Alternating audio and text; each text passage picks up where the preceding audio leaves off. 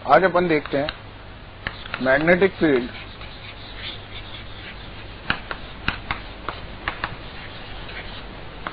Due to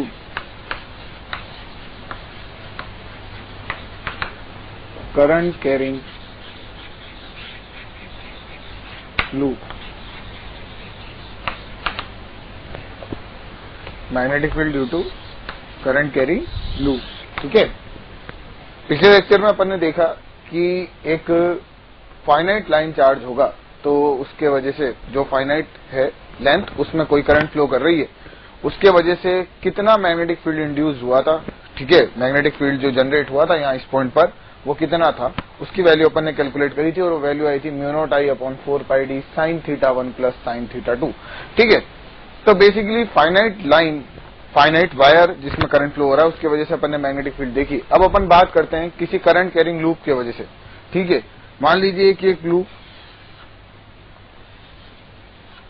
इसमें current flow कर रही है I, इसके वजह से मैग्नेटिक फील्ड क्या होगा। तो हम देखिए इस लूप को कैसे डिवाइड करते हैं, छोटे छोटे एलिमेंट्स में डिवाइड कर सकते हैं।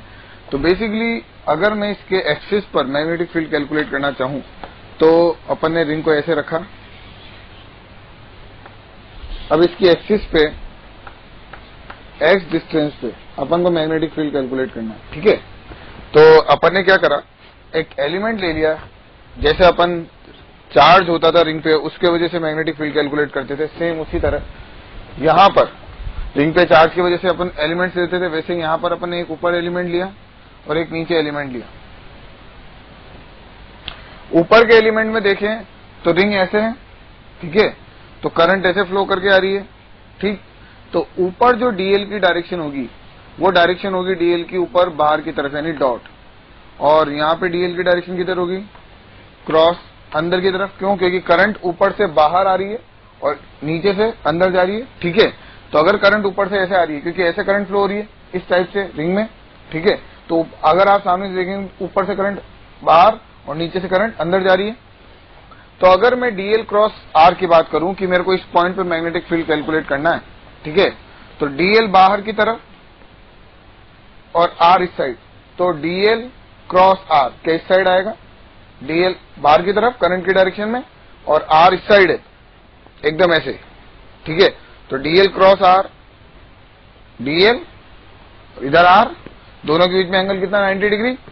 तो डीएल क्रॉस आर इस साइड मीन्स जो छोटा सा मैग्नेटिक फील्ड आएगा dB, this is in this direction. Now second, अगर मैं इसके वजह से बात करूं तो इसके वजह से मैग्नेटिक फील्ड की डायरेक्शन आएगी इस साइड डीबी। क्यों, क्योंकि मैग्नेटिक फील्ड ये डीएल वेक्टर की डायरेक्शन अंदर की तरफ। ठीक है, तो डीएल क्रॉस आर क्या इस साइड आया। ठीक है, तो इसके वजह से मैग्नेटिक फील्ड इस डायरेक्शन में। ये एंगल मान लेते हैं अपन कि ये एंगल कितना है, थीटा। ठीक है, अगर ये एंगल थीटा है तो अपन क्या बोल सकते हैं, ये दोनों 90 डिग्री पर है, तो ये कितना हो गया 90 माइनस थीटा, ये भी कितना हो गया 90 माइनस थीटा। ठीक है, तो जो हमारे इंटीग्रेशन आ रहा है मीन्स जो हम यूज कर रहे हैं वो कितना आ रहा है magnetic field net, dB cos theta dB sine theta. जो नेट मैग्नेटिक फील्ड आया वो आया 2 dB sine theta. Means in दोनों एलिमेंट्स का जो नेट बना वो कितना बना, इधर कॉम्पोनेंट कॉस आता कॉस 90 माइनस थीटा, तो कितना हो गया साइन थीटा। ठीक है, तो अगर ये डिस्टेंस x है, ये रेडियस कैपिटल आर और ये रेडियस स्मॉल आर, तो हम क्या लिख सकते हैं, देखिए फ्रॉम बायो-सावर्ट लॉ,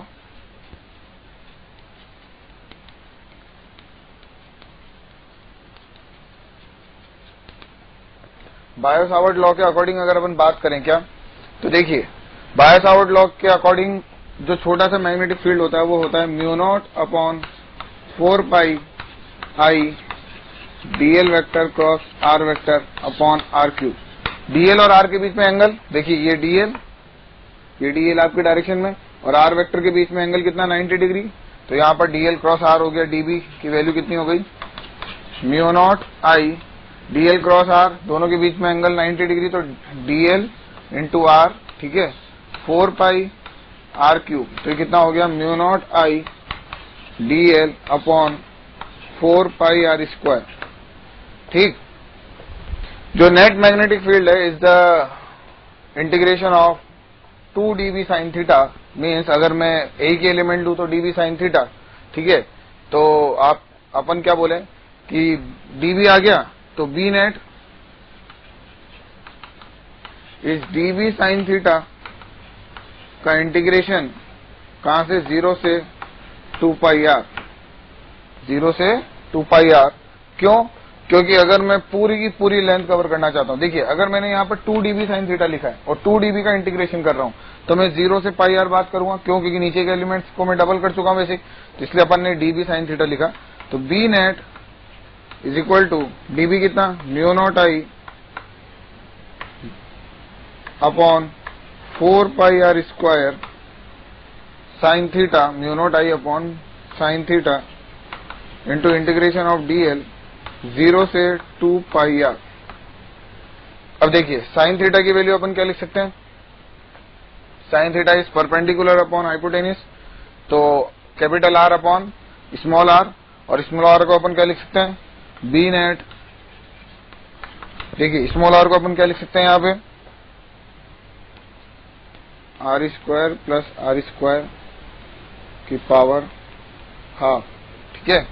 तो अपने म्यू कितना आया, ये μ0 I upon 4 pi r square sine theta की वैल्यू हो गई अपने पास capital R upon small r, capital R upon small r की वैल्यू रखी तो कितना आया, r square plus x square की पावर 1/2। और देखिए यहाँ पर r स्क्वायर की वैल्यू भी पुट कर सकते हैं, r स्क्वायर की वैल्यू पुट करेंगे कितना, r square plus r square, तो ये कितना हो जाएगा, पावर 3/2 इंटीग्रेशन ऑफ dl 0 से 2 पाई r। अगर मैं अब इधर इस साइड लिखूं तो देखिए कितना आ रहा है, B नेट आ रहा है μ0 I अपॉन 4 पाई और integration of dl 2 pi r, तो 2 पाई r आ गया, 2 पाई से 2 पाई कैंसिल हुआ तो ये आया अपने पास μ0 I r square, μ0 I r square upon 2 r square plus x square की पावर 3/2। और किधर आ रहा है, अलोंग द एक्सिस।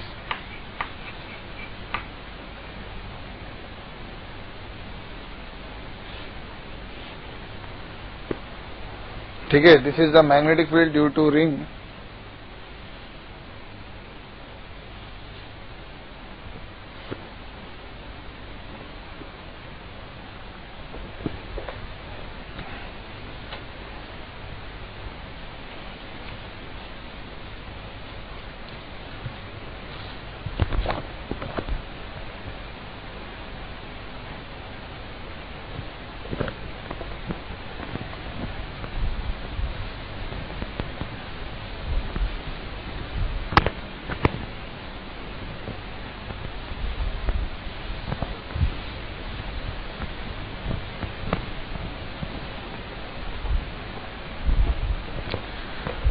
मतलब क्या है कि अगर अपन ने एक रिंग को ऐसे रखा, ठीक है, तो उसकी एक्सिस पर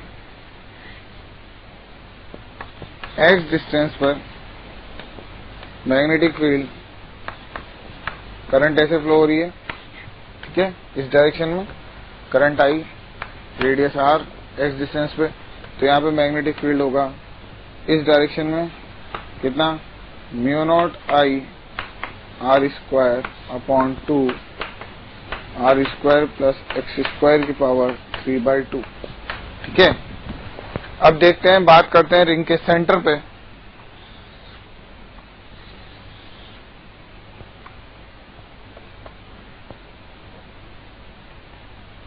मैग्नेटिक फील्ड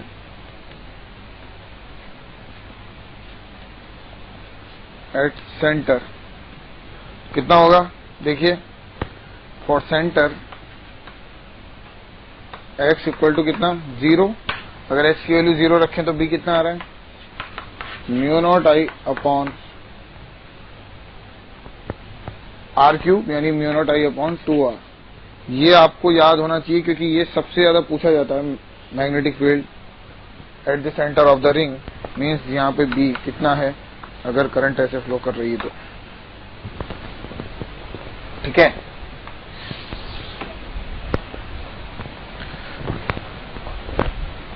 डायरेक्शन कैसे दी जाती है मैग्नेटिक फील्ड की, उसके लिए अपन बात करते हैं। डायरेक्शन अलोंग द एक्सिस होगी, ठीक है, लेकिन फिर भी उसकी एग्जैक्ट डेफिनेशन और एग्जैक्ट उसकी डायरेक्शन के लिए हम एक रूल यूज करते हैं। क्या? Curl the finger of right hand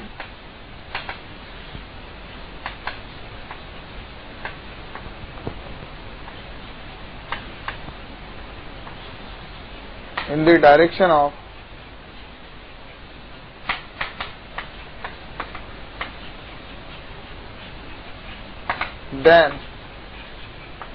direction of current, then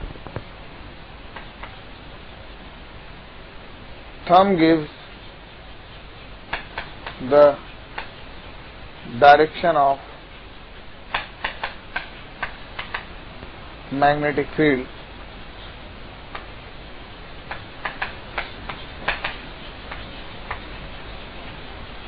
along the axis। देखिए कैसे, नीचे करंट ऐसे फ्लो कर रही है, ऐसे कर्ल करो फिंगर्स को, thumb gives the direction of outside, means यहाँ पे जो मैग्नेटिक फील्ड होगी वो कौन सी डायरेक्शन में है, बाहर की तरफ, मींस डॉट, ठीक है। यहाँ पे रिंग ऐसे रखी हुई है इस टाइप से, ठीक है, अगर रिंग ऐसे रखी हुई है तो और करंट ऐसे फ्लो कर रही है तो हम ऐसे कर्ल करेंगे तो thumb gives the direction of magnetic field, ठीक है।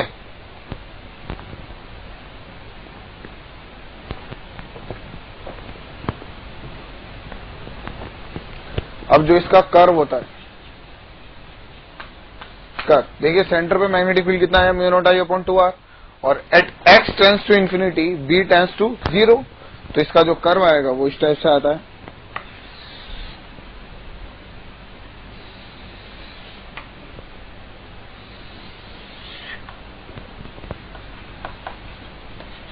सेंटर पे कितना,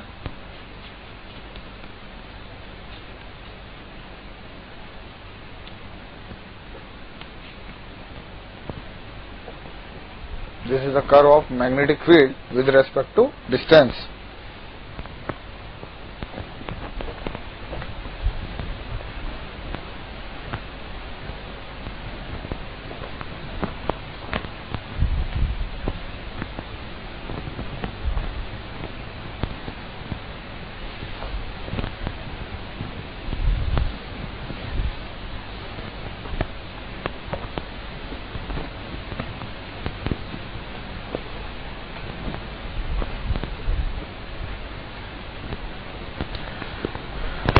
देखिए हमारे पास कई बार ऐसे लूप होंगे जो कंप्लीट नहीं होंगे, मींस जैसे इस टाइप का लूप, इसके सेंटर पे मैग्नेटिक फील्ड बतानी है अगर करंट ऐसे फ्लो कर रहा है तो, ठीक है, आई करंट, डिस्टेंस आर। तो देखिए एक बात इसमें अपन ये नोटिस कर सकते हैं क्या, कि अगर मैं कोई भी एलिमेंट ले लूं, चाहे ये एलिमेंट ले लूं चाहे ये एलिमेंट ले लूं, तो हर छोटे छोटे एलिमेंट के लिए, जैसे डीएल, इसके लिए आर क्या है, perpendicular, means DL cross R बाहर की तरफ। वैसे तो अपन डायरेक्शन बता ही सकते हैं मैग्नेटिक फील्ड की किधर होगी, बाहर की तरफ, मींस यहाँ पे जो मैग्नेटिक फील्ड है बी वो किधर है, बाहर की तरफ। लेकिन उस बी की वैल्यू कितनी, तो देखिए अगर मैं बायो सावर्ट लॉ यूज करूं तो डी बी जो छोटा सा मैग्नेटिक फील्ड आएगा वो mu not I upon 4 pi R cube DL vector cross R vector. तो अगर डीएल और आर के बीच में एंगल 90 डिग्री बन रहा है, क्योंकि डीएल ऊपर, आर इस साइड, ठीक है, डीएल इस साइड और आर इस साइड, तो बेसिकली दोनों के बीच में एंगल कितना, 90 डिग्री।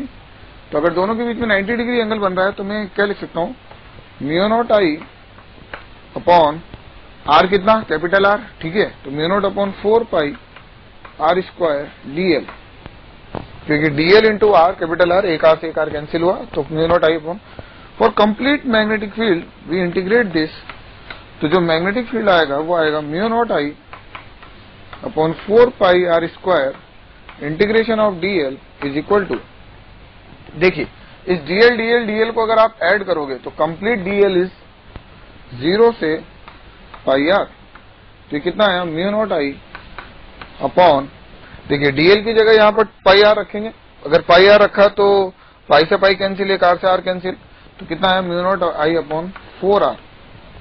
तो देखिए इसको देखकर ऐसा लग रहा है जैसे कंप्लीट रिंग होती तो mu not I upon 2R, और अगर हाफ रिंग है तो mu not I upon 4R, तो बेसिकली उसका हाफ हो गया। तो अगर मैं बात करूं क्या कि एक नोट डाल के लिख लीजिए, काफी इंपॉर्टेंट है ये,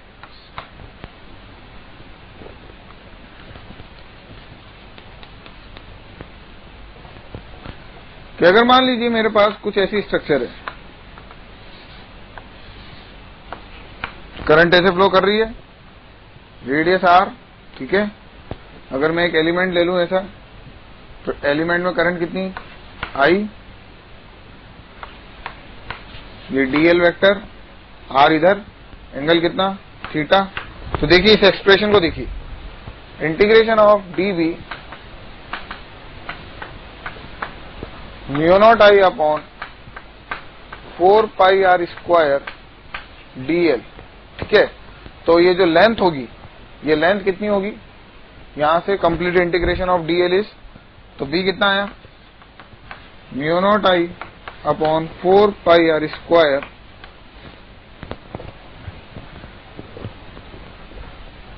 इंटू इंटीग्रेशन ऑफ dl 0 से थीटा r, क्योंकि लेंथ कितनी है थीटा इक्वल टू r का अपॉन रेडियस, तो ये कितना हो थीटा r। तो b कितना आया, एक r से कान cancel, mu not I upon 4 pi r into theta is very important formula for any circular arc, mu not I upon 4 pi r into theta, ठीक है। तो अगर अपन को कोई भी किसी भी एंगल का अगर मान लीजिए आर्क दे दिया गया है, मान लीजिए थीटा इक्वल टू π/6 है, तो यहाँ पर थीटा π/6 रखिए और उसके वजह से मैग्नेटिक फील्ड सेंटर पे, और डायरेक्शन के लिए वही curl the fingers in the direction of current, then thumb gives the direction of magnetic field, ठीक है। स्क्रीन पॉज करके लिख लीजिए इसको।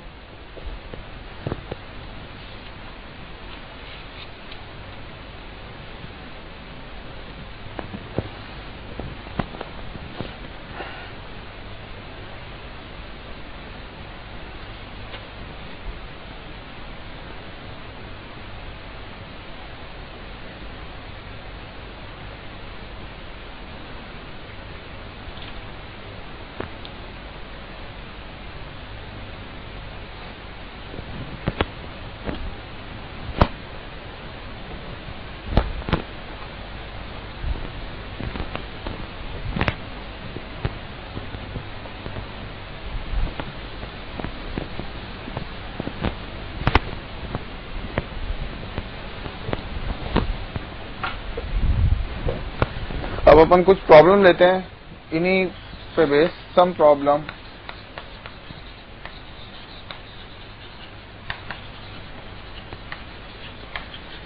Based on ring and wire. Ring जो लूप है, लूप एंड वायर पे बेस कुछ प्रॉब्लम्स कैसे देखिए।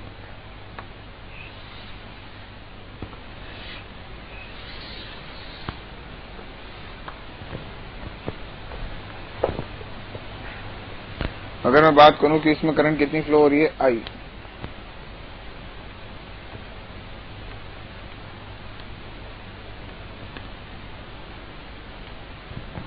एक प्रॉब्लम ये,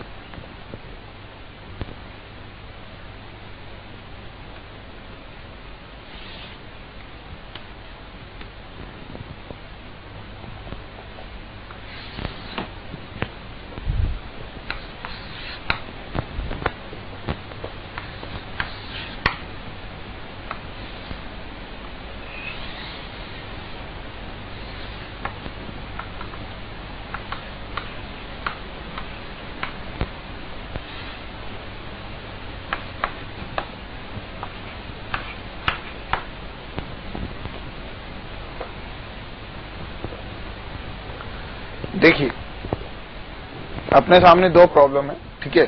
एक और प्रॉब्लम लिखना चाहें तो लिख सकते हैं अपन।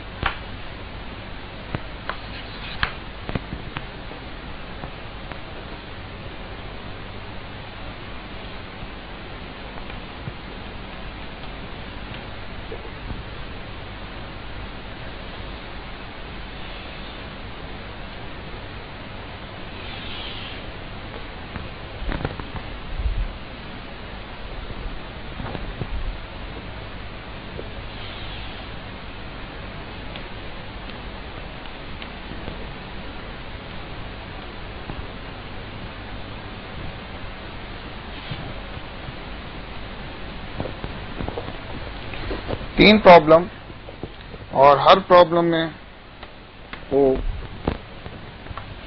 और point O। For each and every problem find out net magnetic field at point O। ठीक है, तो अगर अपन इसका क्वेश्चन बदलना चाहें तो ऊपर ऐसे भी लिख सकते हैं, क्या?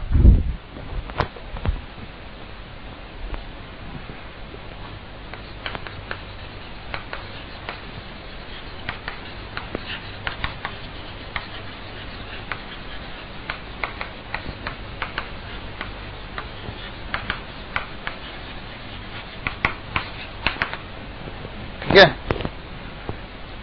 3 प्रॉब्लम्स है अपने पास। अब देखिए कैसे करते हैं। यहां पे इस वायर के तो इसी लाइन पर है ये पॉइंट, यानी इसके वजह से तो मैग्नेटिक फील्ड 0। इस वायर के भी इसी लाइन पर है, इसके वजह से भी 0। बाकी जो 2 वायर्स हैं सर्कुलर, देखिए बाहर वाला वायर देखें 2r रेडियस का, तो उसके वजह से मैग्नेटिक फील्ड अंदर की तरफ, और r रेडियस की वजह से बाहर की वजह से। ठीक है ना, r रेडियस की वजह से बाहर। तो अगर मैं डॉट को पॉजिटिव मानूं और क्रॉस को नेगेटिव,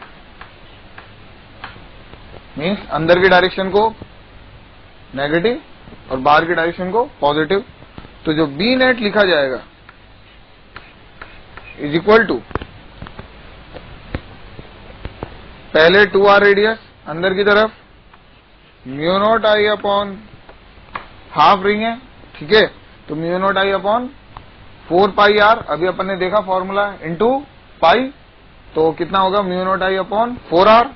तो mu not I upon 4r किधर बाहर की तरफ है, तो क्या क्रॉस लगा, अंदर की तरफ है तो क्या लगाया जाएगा cross, plus mu not I upon, और रेडियस की जगह क्या लिखा जाएगा 2r, सेकंड वाले की वजह से बाहर। ठीक है, तो म्यू नॉट आई अपॉन, ये भी हाफ रिंग है 4r। ठीक है, रेडियस इसकी आ रही है और इसका डायरेक्शन किधर है डॉट, बाहर की तरफ। ठीक है, तो इसके वजह से लिखा mu not I upon 4, radius कितना 2r, क्रॉस अंदर की तरफ, plus mu not I upon 4r dot, क्योंकि हाफ रिंग की वजह से कितना होगा mu not I upon 4r। अब देखिए यहां पे अपने पास 3 स्ट्रक्चर्स, फर्स्ट, सेकंड और थर्ड। तो अगर मैं सेमी इनफाइनाइट वायर की वजह से बात करूं तो देखिए वायर की वजह से मैग्नेटिक फील्ड कितनी होती है, mu not I upon 4 pi d sine theta 1 plus sine theta 2। यहां पर एक एंगल तो कितना है 90 डिग्री, एक एंगल कितना है 0, तो सेमी इनफाइनाइट वायर की वजह से कितनी होगी इसकी वजह से mu not I upon 4 pi D, और डी का काम कौन कर रहा है आर। तो देखिए इसकी वजह से मैग्नेटिक फील्ड अंदर की तरफ, और यही करंट घूमती हुई यहां पर पहुंची, तो B1 is equal to mu not I upon 4 pi D, और डी का काम कौन कर रहा है R, mu not I upon 4 pi R. Magnetic field की डायरेक्शन अंदर, पाम रूल के अकॉर्डिंग मैग्नेटिक फील्ड की डायरेक्शन अंदर की तरफ, क्रॉस B2 के बारे में बात करें तो देखिए B2 क्या होगा, सेमी सर्कुलर रिंग है, curl the finger in the direction of current then thumb gives the direction of magnetic field. क्या अंदर की तरफ आएगा इसका भी, और इसका अंदर की तरफ आया तो कितना आया, हाफ रिंग है, mu not I upon 4r, क्योंकि कंप्लीट रिंग का कितना होता है mu not I upon 2r। ये भी अंदर की तरफ, क्रॉस। बात करते हैं B3 की, B3 कितना होगा, देखिए करंट इधर, करंट की डायरेक्शन में थंब, और stretch the finger in the towards the point where we calculate magnetic field. तो देखिए थंब किधर आ रहा है अंदर की तरफ, तो थर्ड की वजह से भी इधर अंदर, कितना सेमी इनफाइनाइट वायर है, mu not I upon 4 pi R cross. अगर नेट निकालना है, तीनों एक ही डायरेक्शन में जुड़ जाएंगे, तो net magnetic field B1 plus B2 plus B3, और सबके डायरेक्शन किधर टुवर्ड्स इनसाइड। ठीक है, इन दोनों को लिखिए, फिर इसको करते हैं अपन।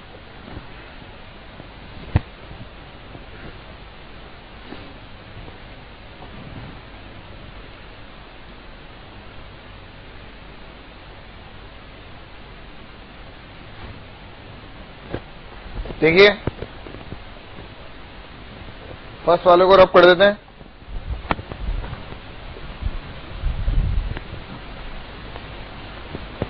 ये दोनों लिख लिए, ठीक है।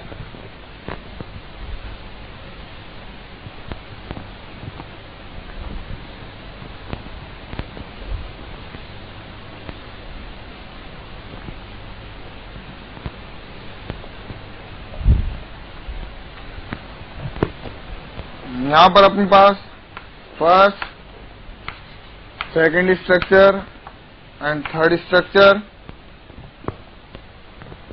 ठीक है।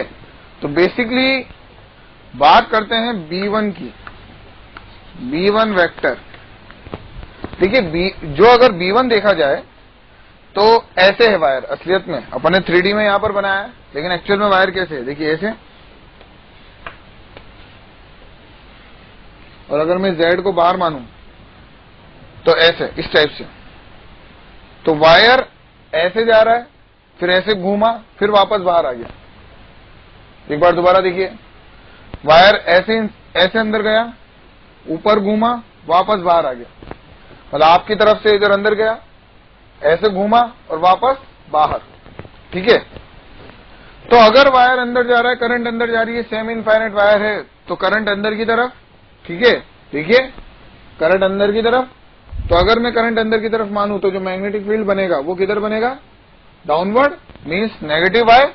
तो B1 vector is equal to mu not I upon 4 pi R, 4 pi R semi infinite है, माइनस J कैप, क्योंकि डाउनवर्ड आ रहा है। सिमिलरली अगर मैं पहले B3 लिखूं तो B3 vector is equal to, wire यहां से बाहर गया, करंट बाहर गई, ठीक है। तो अगर करंट बाहर जा रही है तो इसके वजह से किधर आएगा, डाउनवर्ड, ठीक है। और इधर करंट अंदर जा रही थी तो उसके वजह से भी किधर आ रहा था, डाउनवर्ड।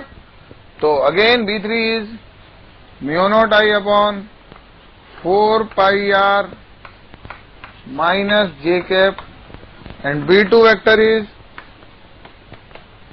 B2 देखिए कर्ल करा तो मैग्नेटिक फील्ड इनसाइड, और इनसाइड डायरेक्शन कौन सी, minus K cap, mu not I upon 4R minus K cap.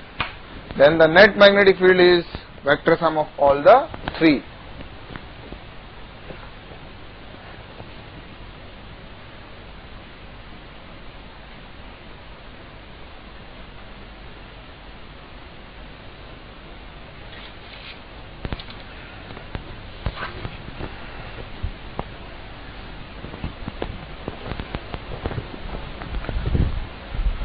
Now next is, अब अपन एक और ऐसी स्ट्रक्चर पढ़ने वाले हैं जिसकी वजह से मैग्नेटिक फील्ड कैलकुलेट करेंगे अपन। जैसे पहले अपन ने फाइनाइट करंट कैरिंग वायर पढ़ा, सेकंड अपन ने क्या पढ़ा, loop. Now third is again very important is solenoid.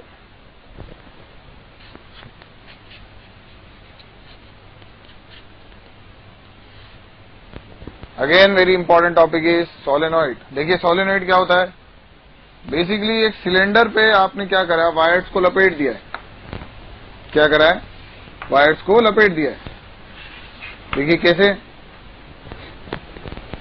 मान लीजिए वायर गया, एंटर करा पीछे से और ऊपर से बाहर आ रहा है, तो ऐसे एंटर करता जाएगा।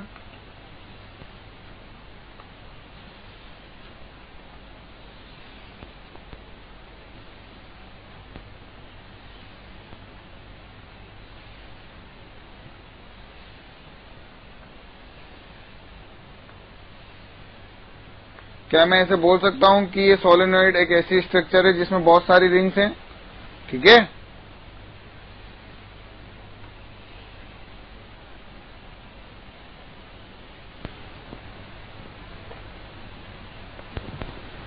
सोलेनॉइड एक ऐसी स्ट्रक्चर जिसमें बहुत सारी रिंग्स हैं, और ये क्या है उसकी एक्सिस।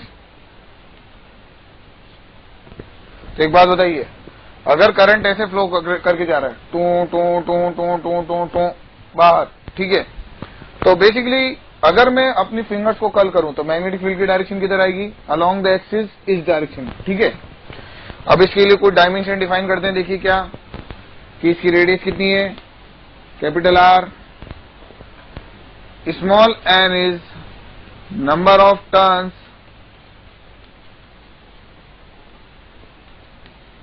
पर unit length, number of turns per unit length. मान लीजिए कितने टर्न्स हैं इसमें, मान लेते हैं ये लेंथ कितनी है L, ठीक है, और इसमें मान लेते हैं कितने टर्न्स हैं N टर्न्स। तो अपन क्या बोल सकते हैं, small n is equal to N by L, ठीक है। अब देखिए अपन ने क्या करा, ये जो सिलेंडर दे रखा है इस पे काफी सारी रिंग्स अपन ने लगा रखी है, मीन्स ऐसे समझिए कि वायर लपेट दिया तो बहुत सारी रिंग्स बन गई। अब अपन ने सिलेंडर को बीच में से कट कर दिया।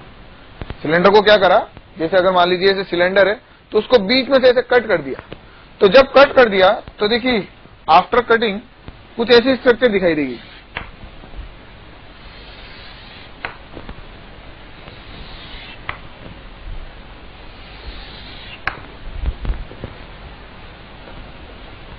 दिस इज एक्सिस,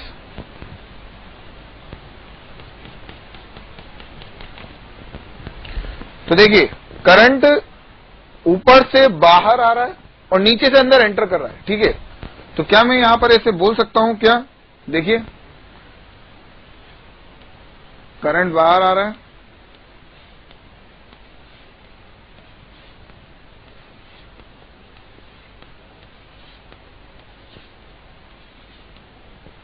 और इनसाइड यहां से करंट अंदर जा रहा है।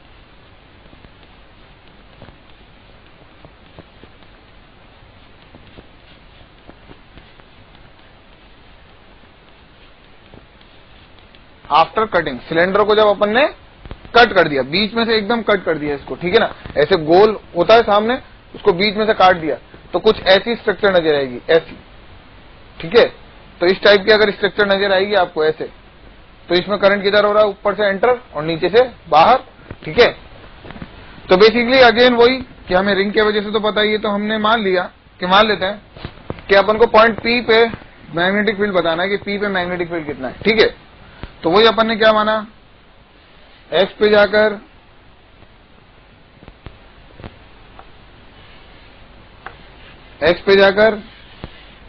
एक dx एलिमेंट माना। तो ये x पे जाकर dx मानने से क्या ये थीटा पे जाकर क्या हो गया, d थीटा, थीटा पे जाकर क्या हो गया, d थीटा, क्योंकि थीटा जैसे अपन रॉड में नहीं मानते थे, जैसे y पे जाकर dy तो वो थीटा पे जाकर क्या हो जाता था, d थीटा, ठीक है। तो एक बात देखिए, ये लेंथ कितनी dx, अगर ये लेंथ dx है तो इसमें नंबर ऑफ लूप कितने आ रहे होंगे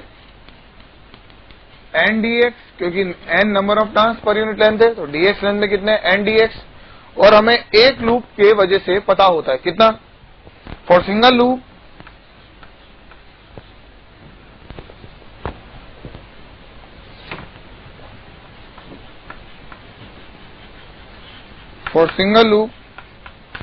b is equal to mu not I r square upon 2 r square plus x square की पावर 3/2, ठीक है।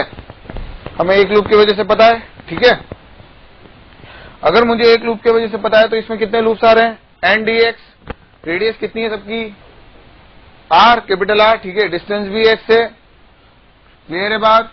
तो मैं इसको क्या लिख सकता हूं, देखिए अगर मान लेते हैं ये डिस्टेंस r है तो tan theta equal to r/x, ठीक है। तो b कितना हो गया, mu not I n dx into r square upon 2 r square plus x square की पावर 3/2, लेकिन यहां पर हमारे पास क्या आ रहा है, थीटा, ठीक है। तो अगर मैं tan थीटा लिखूं तो देखिए ये अपने पास हो गया r/x, परपेंडिकुलर अपॉन बेस, यानी x/r क्या होगा, base upon perpendicular is cot theta, तो dx is equal to minus r cosec square theta d theta, ठीक है, क्लियर है बात, ये minus cosec square theta d theta. तो x की वैल्यू अगर मैं यहाँ पर रखूं, देखिए dx की value minus R cosec square theta लिखी दूंगा, x की वैल्यू लिखूं आर कॉट थीटा, तो अपने कितना आ रहा है देखिए, अगर अपन ऊपर सॉल्व करके देखें तो ये हुआ b इज इक्वल टू कितना, mu not I upon 2 R square common ले लू, mu not I R square upon 2, mu not I R square upon 2, N भी कॉमन ले लेते हैं बाहर, dx की जगह लिख दिया minus R cosec square theta, और नीचे आर स्क्वायर, एक्स स्क्वायर को क्या लिख सकता हूं, आर कॉट थीटा, तो R square cot square theta, यानी आर स्क्वायर कॉमन आया, तो आर स्क्वायर कॉमन आया तो कितना बचा, तो आर स्क्वायर बाहर आया तो स्क्वायर से स्क्वायर कटा आर क्यूब, दैट मीन्स यहाँ नीचे आया आर क्यूब, और 1 plus cot square theta is cosec square theta, तो cosec square theta means cosec cube theta. तो ये जब अपन सॉल्व करेंगे तो देखिए ये कॉसेक से पूरा उड़ा, एक बचा, ठीक है, क्यूब भी उड़ गया, तो अपने पास b आया, छोटा सा magnetic field dB is equal to N mu not I, R cancel हो गया, नीचे का कॉस ऊपर आया तो साइन थीटा डी थीटा, ठीक है, साइन थीटा डी थीटा, और बाय 2 इंटीग्रेशन कहां से कहां तक, अपन ने मान लीजिए कि अपनी ये जो रिंग है, अपन मान लेते हैं कि पॉइंट P पे निकालना अपन को, तो ये एंगल कितना मान लेते हैं, ये है थीटा 2, और यहां पर ये एंगल कितना, इस एंगल को मान लेते हैं अपन थीटा 1, तो अपन की लिमिट कहां से कहां तक हो जाएगी, थीटा 1 से थीटा 2, थीटा 1 से थीटा 2, साइन थीटा का इंटीग्रेशन, माइनस कॉस थीटा, तो माइनस माइनस प्लस, तो b is equal to mu not N I by 2 cos theta 2 minus cos theta 1. This is the magnetic field due to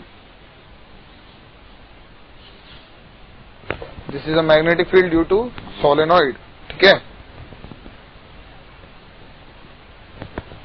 screen pause करके लिख लीजिए।